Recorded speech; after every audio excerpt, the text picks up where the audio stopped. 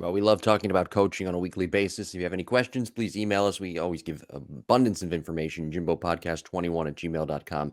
If anybody has any questions, we'll be glad to answer them for you, or reach out to us on social media and ask your questions or leave your comments, concerns there.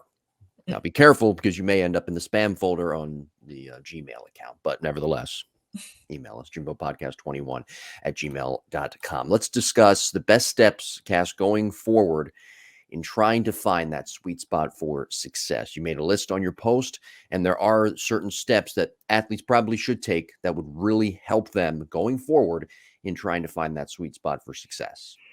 Sure. I think, I think even preceding everything else is just having overall awareness. So if journaling is how you gain awareness, if it's talking with a coach or a parent constructively is how you bring awareness to the situation, I think that is probably step one. You have to start to recognize when you're in that sweet spot, the very first time you start to come out of it, where it's like, you know what?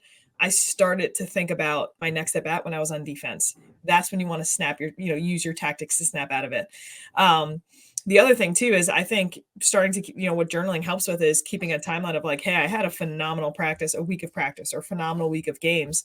What was I doing to prepare mentally? Well, I was watching video of my highlight tapes before, or maybe I was just watching, one of my favorite hitters hit.